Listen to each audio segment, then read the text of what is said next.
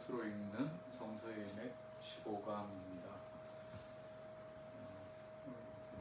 전체 주제는 예수의 사역과 메시지, 그다음에 하나님 나라 운동에 대해서 이렇게 살펴보려고 합니다. 15강 주제들 잠깐 보면은요, 예수의 가르침과 행위, 공동체 형성, 또 체제 비판이 어떻게 하나님 나라를 드러내는지를 이해하는 시간이 되면 좋겠습니다. 특히 이제 산상수훈, 비유, 치유, 죽기, 성전 비판의 핵심 본문과 그 신학적 의미들을 우리가 한번 생각해보고 오늘 우리 시대에 어떻게 적용할 수 있을지를 도출해 보고자 합니다. 오늘 우리의 삶 속에서 하나님 나라를 어떻게 응답하고 살아낼지를 우리가 한번 살피면서 또 지금 이 시간에 우리가 결단하는 내용으로 25강을 우리가 보려고 합니다.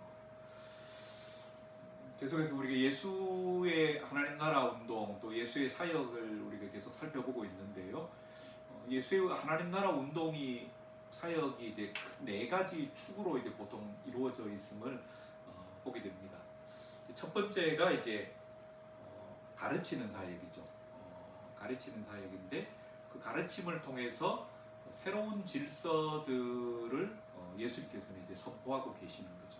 그 다음에 병자들을 고치는 치유하시는 사역들, 귀신들을 내쫓는 죽기의 사역들, 이것들이 갖는 의미들은 우리가 뒤에서 자세히 살펴보겠습니다만은 이 땅에 하나님 나라가 이미 임했다라는 것을 보여주는 하나의 표징으로서 예수님은 이런 사역들을 계속해서 했습니다. 그 다음에 또 예수님이 가장 주력하셨던 또 부분 가운데 하나가 공동체를 형성하시는 거죠. 기존 질서를 넘어서는 대한사회의 모형을 예수님께서는 그 제자 공동체를 통해서 만들어 가시고자 하셨던 것을 볼 수 있습니다. 그러면서 또 한 가지 볼 수 있는 게 이제 기존 체제를 이제 비판하시는 거죠. 이제 기만적이고 불의한 질서들을 예수님께서는 끊임없이 고발하시고 그것을 뒤집는, 정복하는 일들을 예수님께서는 하고 계십니다. 그래서 예수님이 이제 이야기들을 보면은 어떻게 보면 약간 시비 거는 사람, 꼬투리를 잡아내는 사람, 그런 쪽으로 이제 하는 이야기들이 이제 있는 거죠. 그게 이제 뭐 때문이냐? 결국 그들 가운데 있는 위선적이고 기만적인 것들을 틀어내시기 위해서 그걸 문제화시키는 거죠. 그걸 통해서 우리 안에 갖고 있는 이런 위선적이고 기만적인 모습을 폭로하시고 그것을 새로운 가치로 뒤집어 엎는 그런 계기를 만드시기 위해서 예수님은 이제 그 일들을 하셨다는 거죠. 그리고 우리가 구약할 때 이제 예레미야의 어떤 비전을 우리가 한번 봤잖아요. 네가 가서 뽑고 파괴하고 기존에 있는 질서들을 이제 뽑고 파괴하는 역할과 그것으로 끝나버리는 것이 아니라 이제는 건설하고 심는 일들을 네가 앞으로 해야 된다라는 것들을 예레미야에게 하나님이 말씀하시잖아요. 마치 예수의 사역은 그것과 같은 거죠.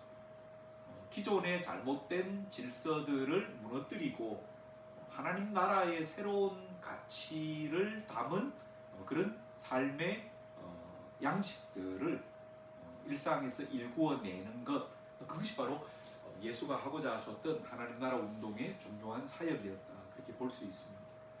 그래서 예수의 모든 사역은 처음과 끝이 무엇에 관한 겁니까? 하나로 하면은 결국은 하나님 나라와 모든 것이 다 연관되어 있음을 우리에게 알려주고 있습니다. 네, 그러면 이제 예수의 사역 가운데 이제 첫 번째가 이제 가르침이죠. 예수의 가르침은 하나님 나라의 질서를 이제 선포하는 방식으로 그렇게 이제 나타나고 있습니다. 많은 가르침들이 있지만은 이제 하나님 나라의 헌장이라고 불려지는 게 마태복음 5장에서 7장까지 나오는 산상수훈이잖아요. 그래서 이 산상수훈이 예수의 가르침에서 이제 굉장히 어떤 중요한 위치를 차지하고 있는데 중요한 몇 가지 내용들만 같이 살펴보면은요, 가장 첫 번째로 등장하는 게 뭡니까? 팔복이죠. 팔복, 우리 잘 아는 팔복인데 마카리오이, 그래서 복되다로 그렇게 시작하고 있는 거죠. 이건 무엇을 우리에게 의미합니까? 기존의 사람들이 가지고 있는 복에 대한 기준, 정의를 뛰어넘는 새로운 어떤 전복을 이 팔복을 통해서 이야기하고 있는 거죠. 부한 자들이 복 있다, 권세 잡은 자들이 복 있다, 그렇게 우리가 이미 사회에서는 통용되고 이해되고 있잖아요. 근데 예수의 팔복은 가난한 자가 복이 있다, 그렇게 이제 이야기하고 있는 거죠. 애통하는 자가 복이 있다, 온유한 자가 복이 있다, 화평케 하는 자가 복이 있다, 또 의에 줄이고 목마른 자가 복이 있다, 의를 위하여 핍박받는 자가 복이 있다, 그렇게 이제 예수님께서 이야기하고 있는 거죠. 기존에 많은 사람들이 추구하고 이것을 위해서 그렇게 열심히 살고 있는데, 하나님께로 어쩌면 나오는 이유도 결국은 세속적인 어떤 복을 추구하고 기대하면서 하나님께로 나오는데, 그게 진정한 복이 아니다, 그렇게 이야기하고 있는 거죠. 누가복음에 보면은 그게 마태복음은 보면은 우리가 보통 산에서 이제 예수님이 강론하시는 걸로 그렇게 이제 드리고 있잖아요. 근데 누가복음에는 어디에서 이야기합니까? 산이 아니라 평지에서 말씀을 전하는 거예요. 그래서 그걸 이제 보통 평지복음, 그렇게 이제 이야기를 하는 거죠. 거기에는 이 팔복을 이야기하지 않고 사복, 사화를 이야기하고 있어요. 가난한 자, 너희 가난한 자가 복이 있다, 그렇게 말씀하시고, 뒤에 가보면은 부자들은 화가 있다, 그렇게 이야기를 하고 계세요. 그러니까 완전히 이제 기존의 어떤 인식 틀을 넘어서는 가치 전복을 예수님께서는 이야기하고 있음을 우리에게 말하고 있습니다. 그러니까 우리는 그 말을 잘 새겨들을 필요가 있는 거죠. 왜 그게 복이 있을까? 이 땅을 살아가면서 우리가 어떤 사람이 되어야 될까? 무엇을 추구하며 살아야 하는가를 우리에게 가르쳐 주는 게 바로 이 팔복이 주는 말씀입니다. 그리고 이제 누가복음과 마태복음의 차이는, 누가복음에는 너희 가난한 자가 복이 있다, 그렇게 이야기하고 있어요. 그러니까 지금 경제적으로 되게 가난한 자들, 그 사람들이 복이 있다라는 이야기들을 하고 있고, 근데 마태복음에 가보면 뭐라고 말합니까? 심령이 가난한 자가 복이 있다, 그렇게 이야기를 하고 있어요. 그러니까 누가복음에는 보면은 어떤 경제적인 상태를 더 이제 비중 있게 이야기하고 있고, 마태복음은 우리의 어떤 내적 상태를 가리키고 있는 거죠. 그런데 결국 하나님 앞에서 오늘 우리가 어떤 자세로, 정말 가난하고 애통하고 그런 자세로 하나님 앞에 의존적 상태에 서야 된다는 것을 우리에게 이야기해 주고 있는 것입니다. 두 번째가 우리가 잘 아는 너희는 세상의 뭐죠? 소금과 빛이다라고 하는 이 말씀이죠. 이 팔복 안에 들어있는 말씀이에요. 그 산상수훈에.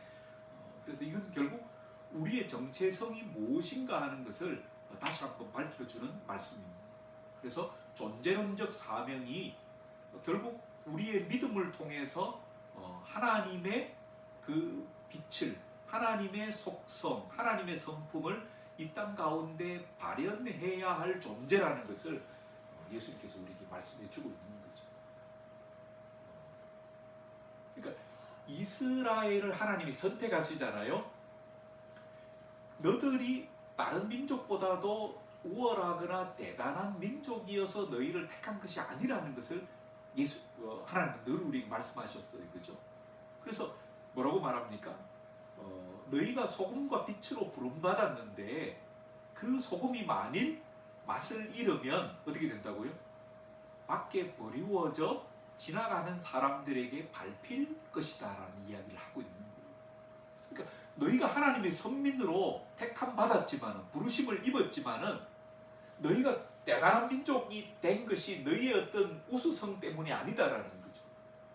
너희는 소금과 빛으로서 세상 앞에 하나님의 영광스러움, 하나님의 빛됨을 드러내야 할 존재로 부름받았다. 너희가 그것을 유지하고 있을 때 너희의 가치됨이 존속되어질 것을 하나님께서 우리에게 이야기하고 있는 거죠. 그런데 그 빛을 드러내어야 할 너희가 세상과 타협하고 하나님의 말씀을 저버릴 때 너희는 세상 앞에 버림받는 존재가 되고 말 것이다 라는 이야기를 하나님께서 우리에게 하고 있는 거예요. 오늘 이 시대에 성도로 부름받은 우리, 교회로 부름받은 우리의 역할과 사명이 결국은 바로 이 소금과 빛이라는 것을 우리에게 분명히 이야기해 주고 있어요. 그러니까 돈이 많고 권력이 있고 대단한 건물을 우리가 세운 거기에 교회됨의 권위와 위상이 있는 것이 아니라 교회가 얼마나 세상 앞에 소금과 빛으로서 하나님의 뜻을 밝히 드러내고 하나님의 성품을 세상 가운데 보여주느냐, 거기에 교회됨의 영광스러움이 있다라는 거죠. 어떤 시대보다도 지금은 화려한 건물을 짓고 많은 사람들이 모여서 한꺼번에 예배드리고 있지만은, 그러나 이 시대만큼 하나님의 영광이 가려워지고 세상 사람들로부터 짓밟힘을 당하는 시대가 없다 할 만큼 우리는 존재론적 사명을 잃어버리고 살아가고 있음을 우리는 참 마음 아파해야 되는 거죠. 그러면서 다시 한번 우리가 소금과 빛으로 부름받은 존재라는 것을 기억하며 살아야 될 것을 예수님께서 산상수훈을 통해서 말씀하고 있습니다. 그리고 이제 산상수훈에 보면은 우리는 자칫 예수님이 율법을 폐하러 온 줄로 생각을 하는 거죠. 율법과는 상관없이 새로운 것을 만드는 분이라고만 우리가 생각하는데, 마태복음 5장에 보면 예수님이 이렇게 말씀하고 있어요. 나는 폐하러 온 것이 아니라 완전케 하려 함이다. 그렇게 이야기하고 있는 거죠. 여기서 이게 구약과 신약의 연속성을 우리는 발견할 수 있는 거예요. 자칫 구약의 하나님, 구약은 저 딴 세상의 것이고 이제 이거는 폐기되었고 새로운 어떤 시대의 새로운 율법이 우리에게 주어진 것으로만 이해하는데 그렇게만 우리가 볼 수 없다라는 거죠. 그래서 예수님은 너희가 살인을 하지 않았다고 해서 살인자가 아닌 게 아니다 그렇게 이야기하는 거죠. 너희 마음에 누구 형제에 대해서 미움을 가지고 분노만 가졌어도 그것이 곧바로 살인한 것이다 그렇게 이야기를 하고 있는 거죠. 뭐 간음도 그렇고 맹세, 보복 이런 것에 대해서도 구약에서는 이렇게 이야기하고 있지만 신약에는 나는 너희에게 이렇게 말한다라면서 그것이 갖고 있는 원래의 의미들을 더 강화시켜서 우리에게 이야기하고 있는 거죠. 그래서 예수님이 이 말씀들이 갖고 있는 핵심은 외적 규범에 있는 것이 아니라 내면의 성숙과 관계의 회복에 있음을 예수님은 이야기하고 있는 거예요. 단지 살인하지 마, 도적질하지 마 그것이 아니라 네가 마주하고 있는 사람들을 어떻게 네가 대해야 할 것인가, 그들과 어떤 관계 속에서 살아야 할 것인가를 우리에게 가르쳐 주는 게 바로 이 산상수훈의 말씀이라는 거죠. 그래서 하늘 아버지처럼 너희도 온전해야 된다라는 것을 우리에게 이야기하고 있는 거죠. 그러니까 바리새인들이 나는 율법을 다 지켰어, 난 이거 안 했어, 저거 안 했어, 나는 이렇게 기도하고 금식하고 뭐 했어, 그게 중요한 게 아니라는 거죠. 네 속에 있는 그것을 네가 잘 들여다볼 수 있어야 된다는 거예요. 네 옆에 있는 사람과 어떤 관계 속에서 네가 지금 살아가고 있는가, 네가 그 사람을 정말로 하나님의 성품으로 그 사람을 상대하고 사랑하고 있는가, 그에 대한 미움과 시기와 질투와 이런 것으로서 살아가고 있는가, 그걸 점검하라라고 우리에게 이야기하고 있는 말씀입니다. 네 번째가 이제 비폭력적 저항과 새로운 질서인 거죠. 그리고 마태복음 5장에 보면은 이제 잘하는 말씀이죠. 오른쪽 뺨을 때리거든 어떻게 하라고요? 왼쪽 뺨을 돌려대라 그렇게 이야기를 하는 거죠. 그 다음에 누가 너희에게 겉옷을 요구하거든 속옷까지 내어주라. 그 다음에 오리를 가자 하거든 심리까지 가라 그 말씀을 하잖아요. 이 말이 뭔 말인가 우리가 그냥 그냥 남에게 그냥 좀 더 내가 희생하고 남에게 좀 더 잘해주라, 그런 말로만 우리가 이제 이해하기 쉬운 거죠. 근데 이제 이 말씀들이 갖고 있는 의미들을 우리가 더 새겨볼 필요가 있는 거죠. 오른뺨을 때린다라는 거는 어떻게 합니까? 이쪽이 오른뺨이잖아요. 어떻게 하죠? 상대가 여기 있는데 오른뺨을 어떻게 때립니까? 보통 이렇게 오른손으로 때리면은 왼쪽 뺨을 때리는 거잖아. 근데 오른손으로 오른쪽 뺨을 때리는 거죠. 그거는 뭘 말하냐? 그 사람이 왼손잡이거나 그래야 오른쪽 뺨을 때릴 수 있는 거잖아요. 그 다음에 아니면은 손등으로 뺨을 때리는 거예요. 그 당시에 이제 높은 사람이 아래 사람들을 되게 이제 모욕하기 위해 가지고 하는 방법이 손바닥이 아니라 손등으로 뺨을 때리는 거예요.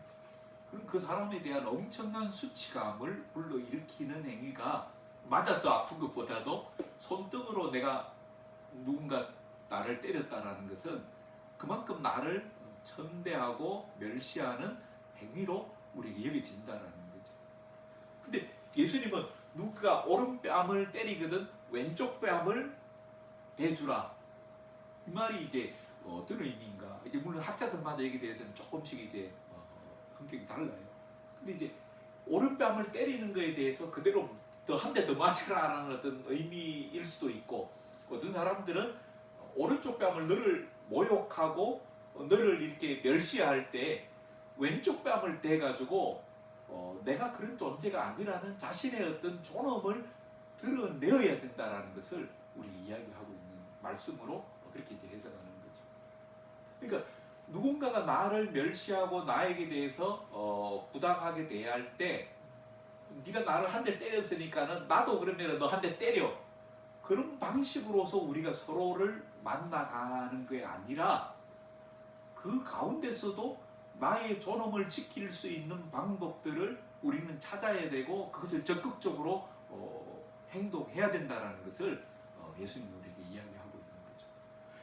마찬가지로 겉옷과 속옷도 마찬가지예요. 누가 나한테 겉옷을 달라고 하면은 속옷까지 내어주라라는 거죠. 이거는 이제 월급 얻는 거죠. 당시에 월급 얻는다라고 하는 것은, 벌거벗은 그 사람이 수치를 당하는 게 아니라 그 장면을 보는 사람들이 오히려 수치스러워하는 행위라는 거죠. 이거는 뭐냐면은 내가 가지고 있는 것 그것마저 다 빼앗아가는 당신들이 얼마나 부당한가 하는 것을 폭로하는 행위로서 그것을 우리에게 이야기해주고 있다는 거죠. 그 다음에 오리를 가자고 하거든 심리를 가두라라고 하는 것도, 이제 로마 군인들이 그 당시에 이제 유대인들에게 그 심들을 이제 지우고 오리까지 법적으로는 갈 수가 있었던 거죠. 그러니까 그 사람들 야 이거 지고 가 그러면 누구든지 그 말을 들어야 되는 거죠. 그러면 이거는 누군가에 의해서 마지 못해서 행하는 어떤 일이 되어지는 거죠. 근데 예수님은 오리를 가자고 하면은 심리를 가주라라는 거죠. 그러면서 어떤 강제 앞에 내가 굴욕적인 어떤 그걸 당하는 게 아니라 내가 주체적으로 그 일들을 하는 것으로서 그들의 어떤 부당하고 잘못을 드러내는 것, 그리고 나의 주체성을 회복하는 자신의 졸음을 지키는 방식으로서 우리가 이 일들을 할 것을 예수님이 이야기하고 있는 거죠. 그래서 이 세 가지 모두 어떤 굴복도 폭력 보복도 아닌 제3의 길이라는 거죠.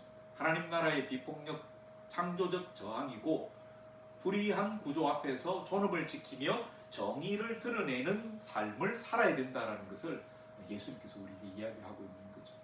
그래서 간디의 비폭력 저항이라든지 또 누굽니까? 마틴 루터킹의 어떤 그런 부분이라든지 이런 부분들도 대부분 다 이런 예수의 비폭력 저항이 상담수원에서 이야기하고 있는 이 전통들을 그대로 이어받아서 그렇게 하고 있다는 것을 우리에게 보여주고 있습니다.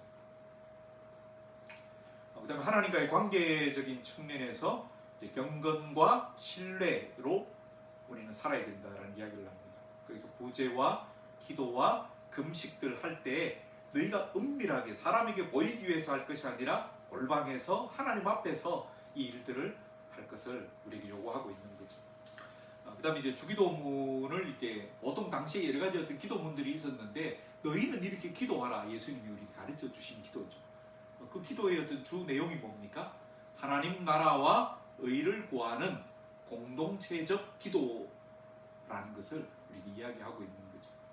이건 단지 우리가 하나님 앞에 이렇게 기도할 것을 요구하는 요청이기도 하지만은 우리가 무엇을 추구하며 무엇을 위하여서 살아가야 하는가를 삶의 규범으로서 우리에게 주시는 말씀이라는 거죠. 그 다음에 이제 재물과 염려죠. 너희는 무엇을 먹을까 입을까 마실까 염려하지 말아라. 공중의 새를 보아라. 들에 핀 백합화를 보아라. 그렇게 이제 이야기를 하면서 먼저 그의 나라와 의를 구하며 살라라고 이야기하고 있는 거죠. 그리하면 이 모든 것을 너희에게 더할 것이다. 그렇게 말씀하고 있습니다. 그래서 하나님 나라의 백성된 자들이 살아가는 삶의 방식은 결국 하나님을 의지하면서 하나님을 신뢰하면서 그의 나라와 그의 의를 구하는 것이 하나님 나라 백성된 자들의 삶이라는 것을 산상수훈을 통해서 말합니다. 그리고 이제 마지막으로 이제 한 가지 더 보면 이제 관계윤리와 황금률이라는 거죠. 결국은 공동체, 사람과 사람과의 관계 속에서 하나님 나라 백성들이 어떻게 살아야 할 것인가 서로를 판단하지 말라라는 거죠. 너희 안에 내 눈에 있는 들보를 보지 못하면서 상대 안에 있는 티를 빼려고 하는 그 위선에 대해서 예수님은 금지하고 있는 거죠. 먼저 내 속에 있는 들보를 빼고 그 다음에 형제의 티를 빼라라는 이야기들을 하고 있습니다. 그 다음에 구하라, 찾으라, 두드리라. 하나님을 신뢰하며 우리가 살아야 된다는 것들을 이야기하고 있고요.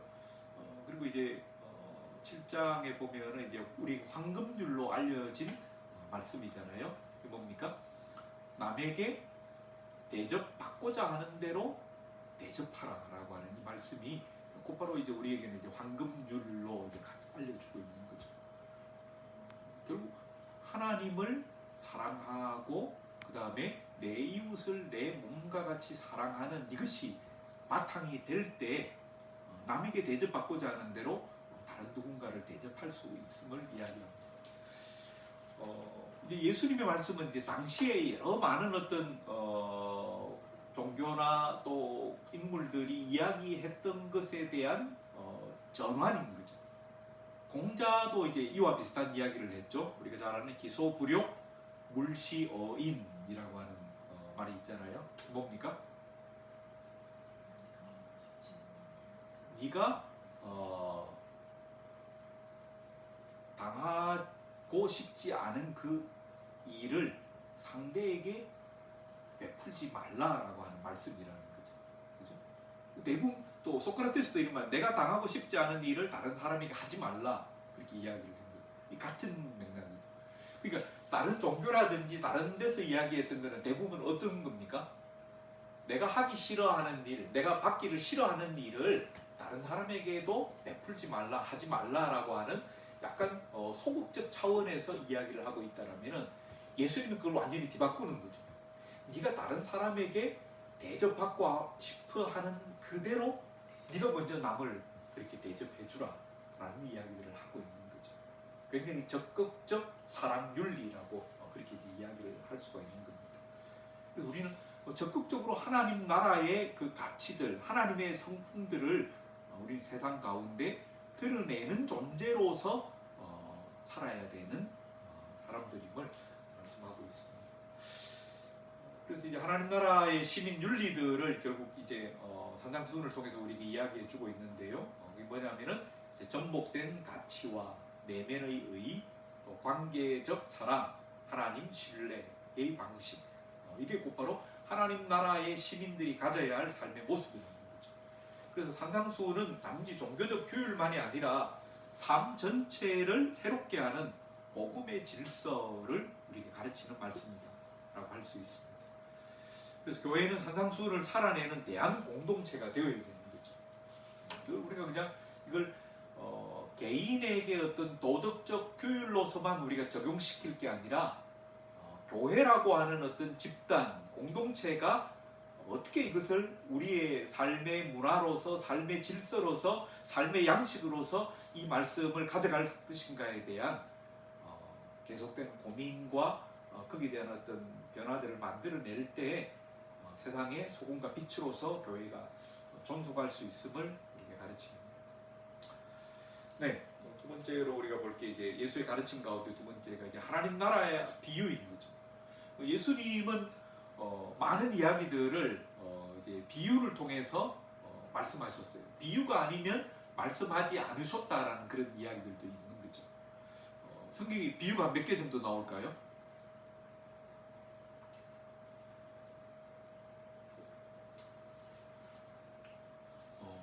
대략 한 40개 정도의 비유들이 성경에 보면은 있다라고 이렇게 합니다. 뭐 중복되는 거 비슷한 내용들도 있긴 한데 그래도 이걸 구분하면은 거의 한 40개 정도가 되는데 왜 예수님은 비유를 통해서 설명하셨는가?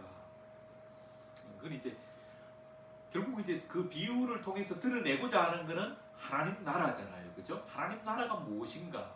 하나님 나라에 대해서 예수님이 가르치면서 비유로 말씀하셨다 그렇게 이야기하는데 그 하나님 나라를 청중의 이해 수준과 삶의 현장 속에서 가르치기 위해서 예수님 비유를 쓰셨던 거죠. 그래서 예수님이 이제 강론하실 때 주된 청중들이 누구였습니까? 농민들, 어부들, 세리, 여성, 가난한 민중들. 그들이 이제 예수님의 강론장에서 주된 청중들이었던 거죠.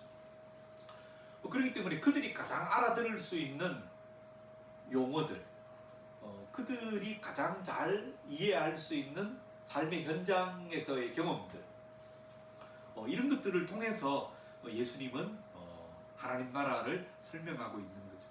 그래서 복잡한 신학을 막 이렇게 나열하고 엎조리는 게 아니라 단순한 삶의 언어로서 하나님 나라를 번역해서 그들에게 이해시키기 위해서 예수 비유를 사용하셨다라는 거죠. 그리고 이제 비유가 갖는 어떤 하나의 장점은 청중의 경험을 불러일으키기 때문에 그게 내 이야기로 쉽게 받아들일 수 있다라는 거죠.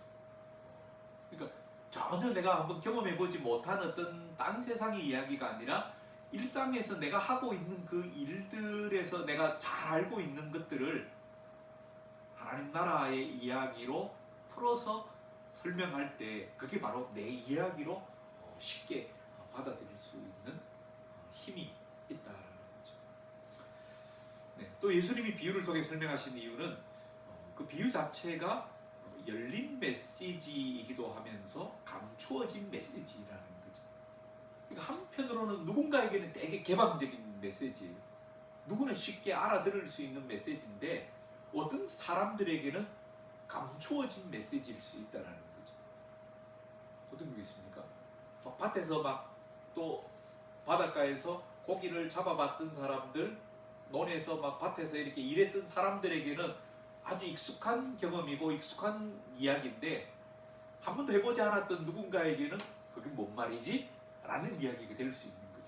당시의 권력자들, 부자들, 고위층에 있는 사람들, 이런 사람들에게 생소한 이야기일 수 있는 거죠. 그래서 마태복음 13장에 보면은 제자들이 왜 비유로 말씀하십니까? 물었을 때 예수는 이렇게 답하죠.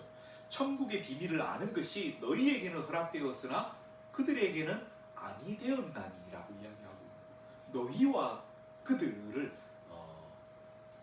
구분하고 있는 거죠.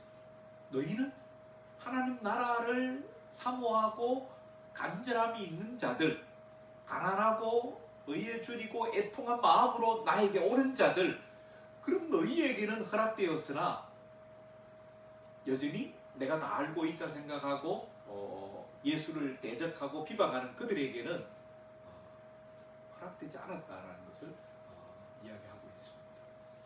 그래서 즉 듣고 깨달을 준비가 된 사람에게는 하나님 나라의 비밀이 드러나지만 그렇지 않은 사람은 그냥 이야기로만 듣고 지나갈 뿐이다라는 것이죠. 오늘도 마찬가지예요, 그렇죠? 우리에게 예수의 말씀이 주어졌지만은 듣는 자들은 듣고 깨달아 알지만은 그러나 그래서 귀 있는 자는 성령이 교회들에게 하시는 말씀을 들을지어다 들을 귀가 없는 사람들은 아무리 우리에게 이야기해 줘도 그 말이 뭔 말인지 전혀 상관없는 자로 살아갈 수 있다라는 거죠. 그래서 우리에게 귀의 중요성을 말하고 있습니다. 그래서 비유는 열린 동시에 닫힌 메시지입니다. 믿음과 결단의 자리에 서지 않으면 아무리 들어도 의미가 우리에게 열리지 않을 것이다라는 것을 이야기하는 거죠. 결국 그래서 이 말씀은 우리에게 구원의 메시지이기도 하면서 한편으로는 뭐가 될까요? 그렇죠. 그 자체가 심판이 되어질 수 있다는 거죠. 너희에게 전했던 그 말이 곧바로 너희를 심판하게 될 것이다 라는 이야기를 우리에게 하고 있습니다. 무서운 이야기죠. 우리가 아무리 이런저런 이야기들을 하지만은 그 말을 우리가 일상에서 살아내지 않으면은 결국 그 말씀에 우리가 걸려서 넘어질 수밖에 없다라는 것을 우리가 이야기합니다. 그 다음에 이제 기억과 전승을 위해서 예수는 이제 이 비유들을 많이 쓰셨죠. 비유는 짧고 인상적인 이야기잖아요. 그 당시만 해도 기록이나 이제 이렇게 서식으로 이렇게 많이 전달되어지는 시대가 아니라 대부분 이제 구전을 통해서 이제 사람들에게 전해 지내는 어떤 시대였기 때문에 쉽게 기억되고 전해지기 용이한 내용들이 바로 이런 비유와 같은 이야기들이었다는 거죠. 그래서 제자 공동체가 예수의 말씀을 오래 보존하고 전파하는데 효과적 도구로서 이 비유가 많이 사용되었던 것을 이야기해주고 있습니다.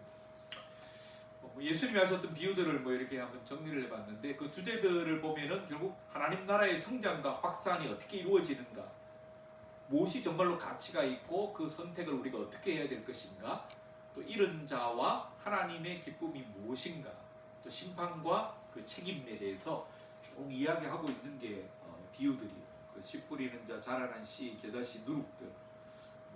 하나님 나라는 작은 시작이지만 은밀히 자라며 온 세상을 결국 변화시킬 것이다 라고 하는 것을 이런 비유들을 통해서 예수님은 강조하고 있는 거죠. 또 하나님 나라는 모든 것을 팔아서라도 얻어야 할 최고의 가치이다 라는 것을 이제 감추인 보아나 또 이제 값진 진주를 구하는 장사치를 통해서 예수님께서는 또 말씀하고 있기도 하고, 그 다음에 하나님은 이런 자를 찾고 회복할 때 가장 기뻐하신다라는 거죠. 이런 양 비유, 또 이런 드라크마 비유, 또 돌아온 아들, 탕자 비유, 이런 것들이 이제 하나님이 무엇을 얼마나 기뻐하시는가, 우리들에 대한 그 애타는 그 마음들을 드러내고 있는 게 이런 비유들인 거죠. 그다음에 마지막 심판에서 의와 악이 구분될 것이고 은사와 기회에 대한 책임을 강조하고 있는 게 달란트나 문화 비유 같은 것들이죠. 이런 비유들을 통해서 하나님 나라가 갖고 있는 속성들, 그 성격들을 이야기해주고 있습니다. 그 다음에 공동체와의 관계, 종교 지도자를 비판하고 또 하는 어떤 그런 내용들이 이런 비유들 속에 담겨 있습니다. 그래서 예수의 비유는 단순한 예화가 아니라 하나님 나라의 성격, 그 다음에 제자도의 삶, 기존 체제를 비판, 종말의 심판과 소망을 압축적으로 우리에게 드러내고 있는 말씀이 곧바로 이 비유라는 것을 우리가 알 수 있습니다. 그래서 예수님 계속 이런 것들을 통해서 하나님 나라가 무엇인가 그것을 우리가 알리시고 그 나라 안으로 우리를 초대하고 있다는 거죠. 이제 참고로 이제 비유 해석을 우리가 어떻게 해야 할까요? 이제 근데 역사적으로 보면은 이제 이 비유를 어떻게 해석하느냐와 관련된 여러 가지 이제 오류들이 있었던 거죠. 그게 이제 뭡니까? 번째로 가장 많이 했던 게 알레고리적 과잉 해석이라는 거죠. 이제 대표적인 예가 이제 강도 만난 자를 도와주는 그 사마리아인 비유가 있잖아요. 거기 보면은 어떤 한 사람이 여리고로 가다가 강도를 만나서 다 뺏기고 상처도 있고 그렇게 이제 막 쓰러져 있는데 뭡니까? 제사 종교 지도자들이 이제 지나가다가 그 사람을 보고 이렇게 막 그냥 지나쳐 갔던 거. 그 그다음에 마지막에 그런데 누굽니까? 사마리아인. 그들이 가장 이제 막 대적 관계에 있던 사마리아인이 오히려 그 강도 만난 자를 도와주고 하는 어떤 그 장면들을 이제 설명하면서 이제 그 예수님이 그 비유들을 하시는 본래의 의미가 무엇인가가 있을 거잖아요. 그게 있는데 그것을 하지 않고 어떻게 합니까? 그러니까 하나님의 백성이 세상 여리고로 갔다라고 하는 것은 타락한 길로 우리가 간 것을 이제 이야기하는 거죠. 그러면서 잘못된 세상으로 우리가 가면은 그렇게 강도처럼 어떤 그런 재난과 어려움들을 당하게 될 것이다. 그런 이야기들을 쭉 해요. 그러면서 이제 뭐 여러 가지 어떤 예루살렘은 교회고 다시금 이제 교회로 뭐 돌아오는 어떤 여러 가지 어떤 그런 내용들이 있는데 이런 것들을 두고 이제 알레고리적 과잉 해석으로 그렇게 이제 보는 거죠. 그러니까 이제 지금도 목사님들을 보면 이제 그렇게 이제 많이 이제 이야기를 하고 있는 거예요. 우리도 이제 그런 오류들을 범할 수가 있는 거예요. 그 다음에 역사적 맥락들을 무시하는 거죠.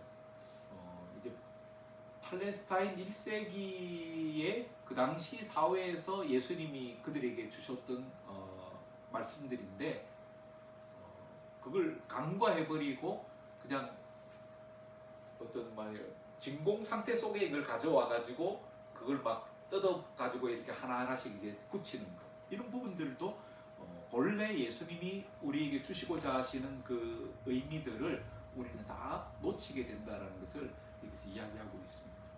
그리고 또 하나는 지나치게 이걸 우리에게 개인화시키고 내면화에만 강조해버리는 거죠. 그러니까 사마리아인 그 비유처럼 우리는 어려움 당한 사람들을 도와야 됩니다 라고 하는 것으로만 결론을 내버리면은 본래 예수님이 우리에게 주셨던 그 의미와 뜻은 사라지게 된다는 거죠.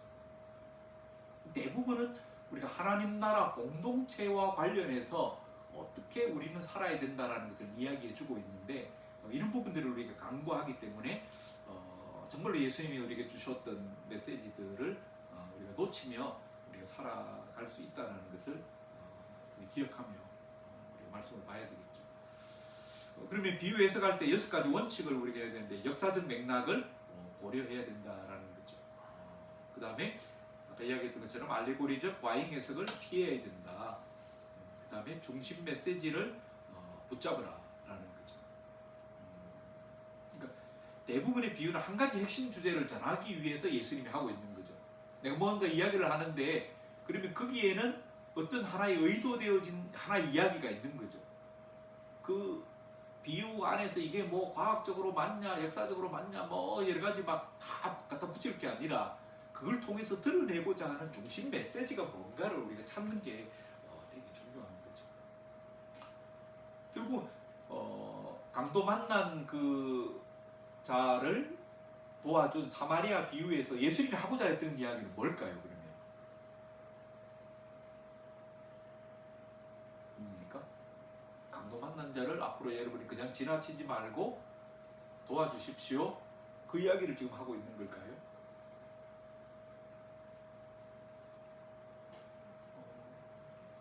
결국 사마리아인을 거기에 등장시킨 이유들이 있는 거죠. 그 사마리아인은 유대인들이 어떻게 했습니까? 개와 같이 취급했잖아요. 이건 완전히 그냥 부정한 자들이고 우리와 상종할 수 없는 자들이라는 게 역사적인 어떤 맥락 속에서 계속 이어져 왔어요. 그죠? 근데 예수님은 굳이 거기에 제사장이나 어떤 종교 율법 선생이나 이런 사람들을 세우지 않고 그들은 다 그냥 지나쳤는데 이 사마리아인이 강도 만난 자를 도와줬다라고 하는 이것을 강조하시면서 그들은 나쁜 사람, 그들은 악한 사람, 그들은 우리가 부정한 사람으로 설정하고 있는 가운데서 그들이 우리의 좋은 친구가 되어질 수 있다는 것을 말하고 있는 거죠. 그러니까 어떻게 보면은 너와 라고 하는 다른 공동체 간의 어떤 그 막혀 있는 담과 대적하고 원수처럼 여기고 있는 이 관계성을 너희가 용서하고 회복하고 깨뜨려서 하나가 되어야 된다는 것을 이 비유를 통하여서 예수님은 우리에게 이야기하고 있다는 거죠. 그래서 우리가 비유를 읽을 때 주로 이제 그 중심 메시지가 뭔가를 우리가 잘 살피는 게 중요하다는 거죠. 그 다음에 청중의 위치에서 들어야 한다. 하나님 나라 관점에서 읽어야 한다. 그리고 오늘의 공동체 적용으로 우리가 이어져야 된다라는 이것이 그 비유 해석하는 어떤 중요한 원칙 가운데 내용으로 우리가 생각해 볼 수 있습니다. 시간이 봅시다. 그 다음에 예수의 행위. 예수님이 이제 한 부분에 이제 가르침이죠. 가르치는 사역과 그 다음에 이제 어떤 하나님 나라의 어떤 표징을 드러내는 행위로서 하셨던 게 첫 번째가 뭡니까? 치유죠.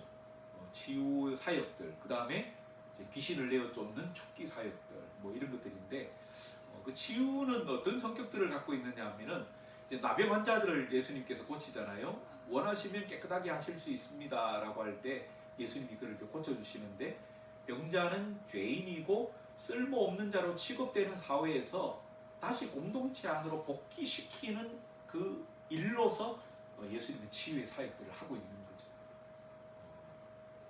그래서 제사장에게 가서 그걸 오늘 보여라 그렇게 이야기를 하시잖아요.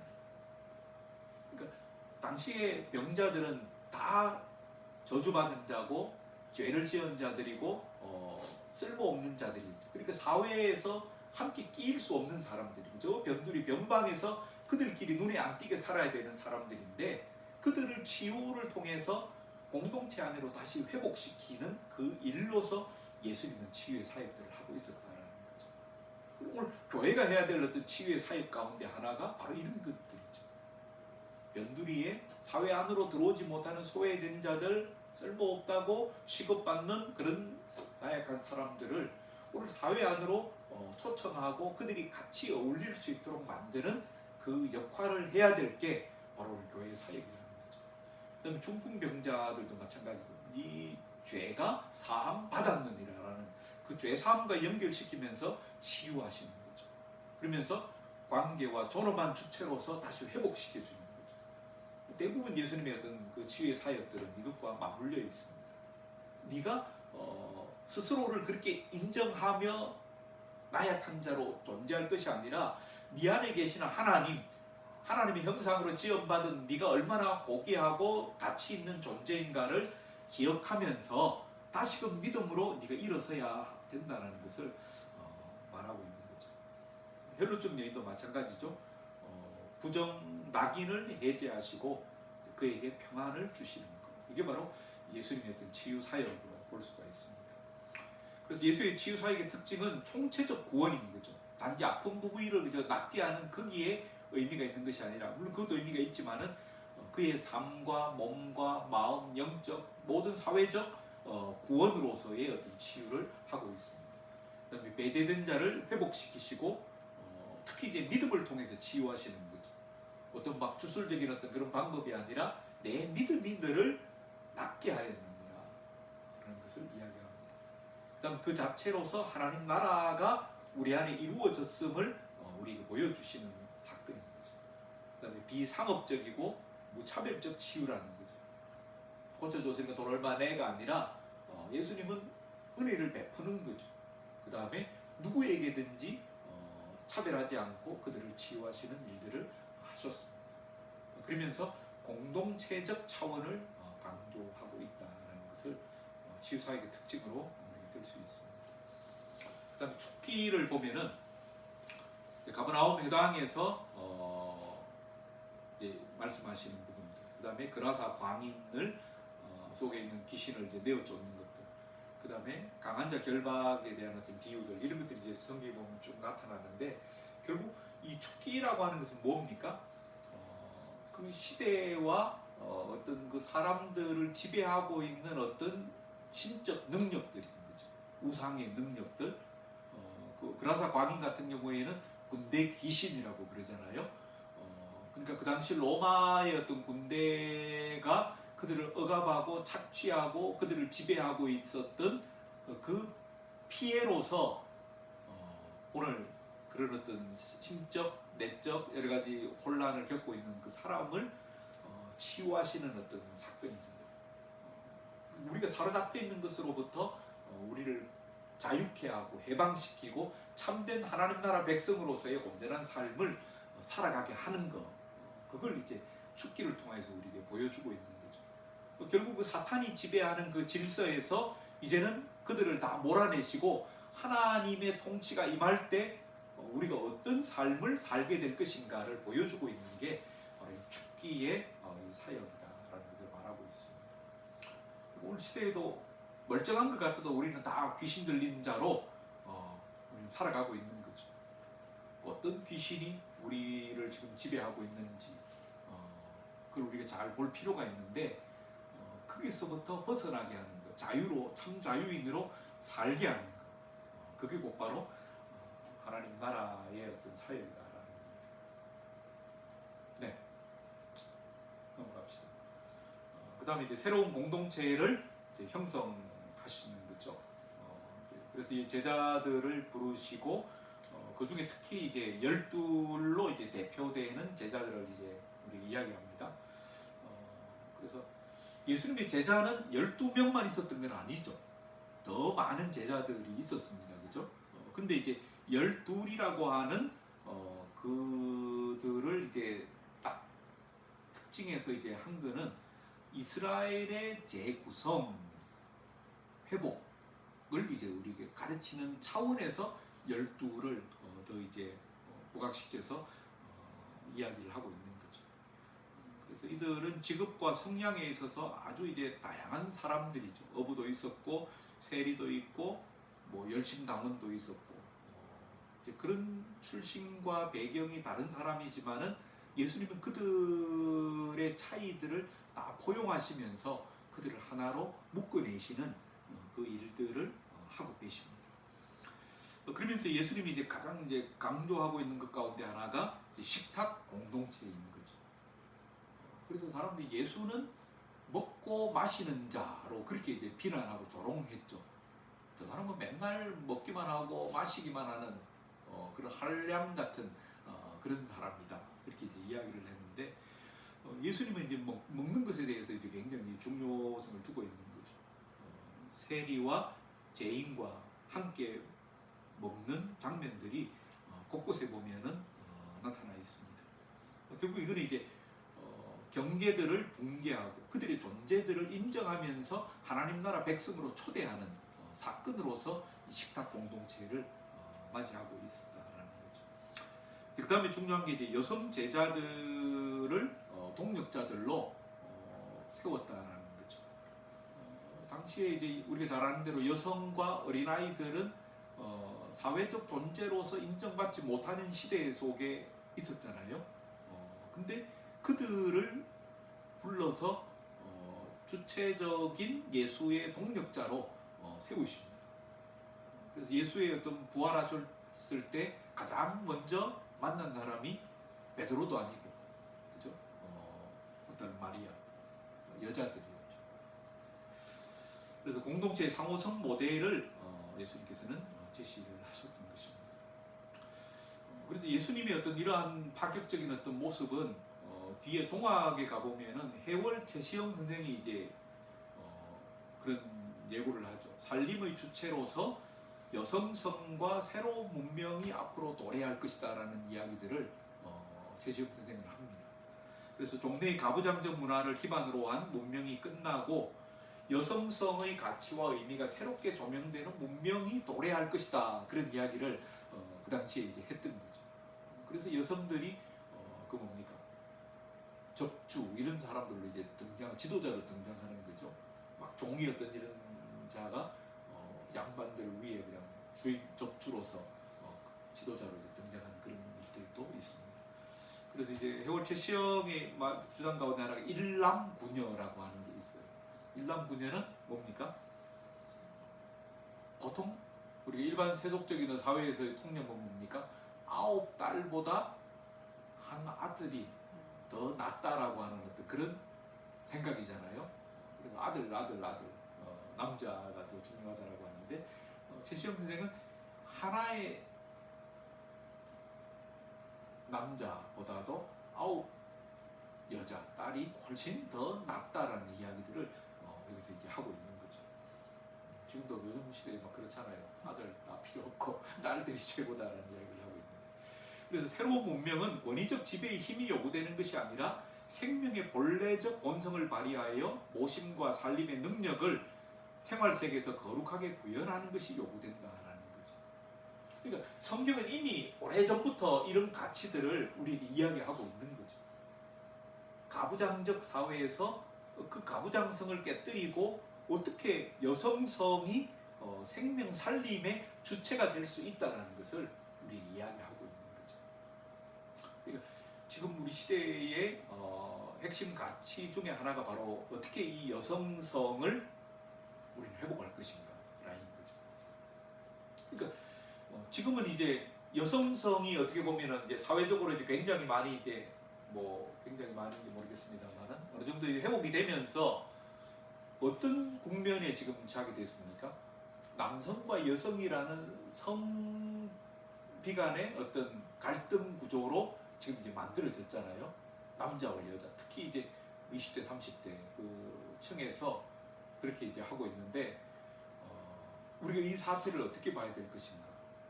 그러니까 남자들의 이제 시선에서는 기존 가부장적 사회에서 남성이 이제 막 대접받고 더 우월한 위치 속에 있었는데 이제 이게 완전히 일어난 거죠.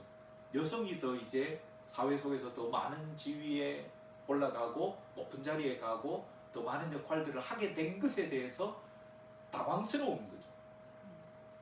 그러면 상대적으로 내가 이렇게 되었고 누려야 될 어떤 그 권위를 빼앗겼다라고 생각하고 있는 거죠. 거기서 오는 이제 양성 간의 어떤 대립 국면이 있는 거죠.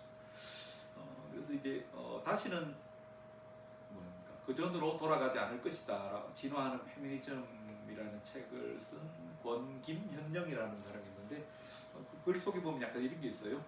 페미니즘의 목표는 권력을 남성으로부터 탈환하는 데 있는 게 아니라 권력에서 폭력을 제거하고 권력의 의미를 바꾸는 데 있다.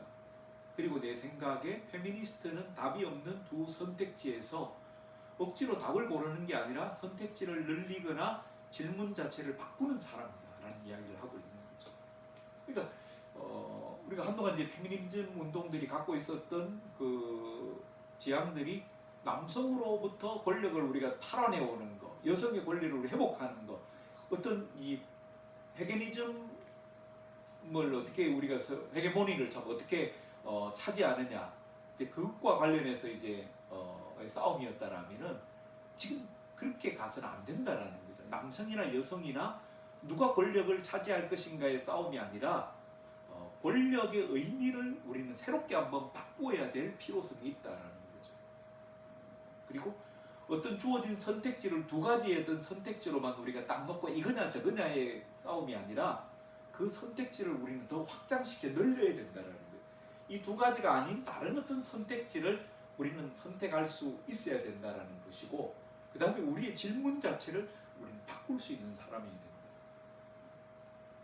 너는 이 두 가지 중에 뭘 선택할래?가 아니라 우리는 더 다양한 어떤 질문들을 가지고 우리의 생각을 바꿀 수 있는 사람이 되어질 때 우리가 예수의 어떤 그 가치들을 오늘 우리의 삶의 가치로 우리 전환해 올 수 있다는 것을 이야기할 수 있는 거죠.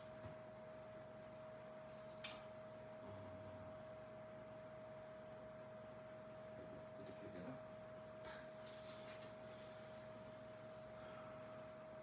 네, 그냥 간단하게만 그냥 살피고 마무리합시다. 공동체 윤리에 대해서 이제 이야기하고 있는 게 18장 작은 자들을 우리가 어떻게 배려해야 되며 형제들에 대해서 어떻게 권면해야 된다. 그 다음에 70번씩 7번이라도 우리는 형제를 용서해야 된다라는 그런 이야기들을 예수께서 하고 있죠. 그 다음에 누가 큰 자이니까 할 때 세상은 다른 사람을 지배하고 권력을 행사하는 그 사람이 큰 자이지만은 나는 세상과 다르게 이야기해요. 오히려 누군가를 더 섬기는 자가 큰 자다라는 이야기들을 예수님이 이야기하면서 리더십의 어떤 그 기준들을 완전히 이제 바꾸어 버리는 이야기를 하고 있는 거죠. 그래서 결국은 하나님 나라의 가치들은 결국 이런 것이다. 하나님 나라 공동체는 이런 모습이어야 한다라는 것들을 계속 이야기를 하고 있습니다. 그다음에 이제 네 번째로 했던 게 이제 기만적 종교 체제를 비판하는 거죠. 안식일 논쟁을 통해서 일부러 예수님이 안식일 날 그런 일들을 친히 하시는 거죠. 그걸 통해서 막 싸움을 어떻게 보면 막 부추기죠. 그걸 통해서 그들이 갖고 있는 기만성, 잘못된 종교의 어떤 속성들을 드러내시기 위해서 예수님 그 일들을 하시는 거죠. 그 제도가 중요한 게 아니라 사람의 생명이 더 중요하다는 거죠.